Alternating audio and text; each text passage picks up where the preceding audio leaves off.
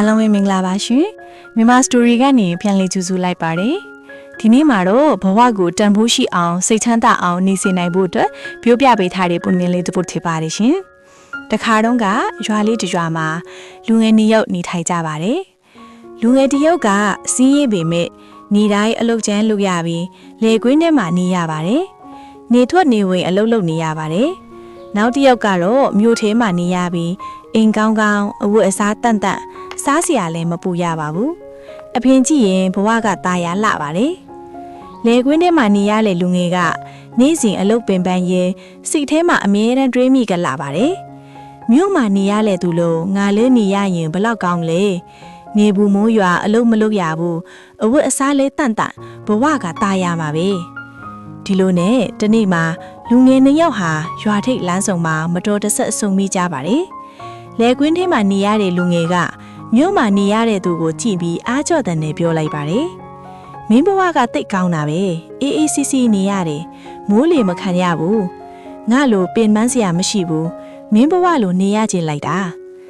အဲ့ဒီအခါမြို့မှာနေရတဲ့လူငယ်ကခဏလောက်တိတ်ဆိတ်သွားပြီးနောက်မှတဖြည်းဖြည်းပြန်ပြောလိုက်ပါတယ်မင်းမြင်တဲ့အပြင်ပုံကြောင့်ငါဘဝตายရတယ်လို့ထင်နေတာပါတကယ်တော့ငါဘဝလည်းမလွယ်ပါဘူးအလို့မှအစင်မပြေရင်စူဗန်ကြားရတယ်အထက်လူကြီးတွေစိတ်မကောင်းရင်ငါအပေါ်ပုံချကြတယ်နေတိုင်းစိတ်ဖိစီးရတယ်ညတိုင်းစိတ်ပူပြီးမအိပ်နိုင်ဘူး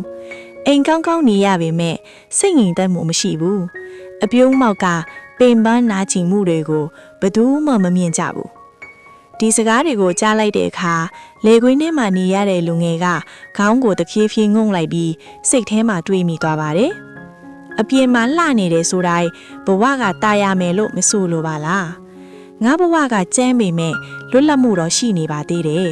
ညအိပ်ရင်စိတ်အေးချနိုင်သေးတယ်ဒီလိုနဲ့လူငယ်2ယောက်ဟာတယောက်ကိုတယောက်နားလဲသွားပြီးကိုယ့်နေရာကိုပြန်သွားကြပါတယ်ပုံပြင်လေးကတင်ပေးချင်တာက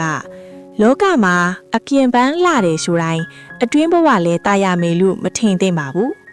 ကိုရချိုက်တဲ့ဘဝကိုရောက်နေတဲ့နေရာမှာအကျိုးရှိအောင်နေထိုင်နိုင်ရင်အဲ့ဒါပဲတန်ဖိုးရှိတဲ့ဘဝပါအပြင်မှာမလှပေမဲ့အတွင်းစိတ်ကတန်ရှင်းနေမယ်ဆိုရင်အဲ့ဒီဘဝဟာတကယ်ကိုตายရရဲ့ဘဝဖြစ်ပါတယ်အဆုံးထိနားထောင်ပေးတဲ့အတွက်အားလုံးကိုကျေးဇူးတင်ပါတယ်ရှင်အတီတရားတစ်ခုရရှိကြမယ်လို့မျှော်လင့်ပါတယ်နောက်ရက်တည်းမှာပြန်ဆုံကြရအောင်နော်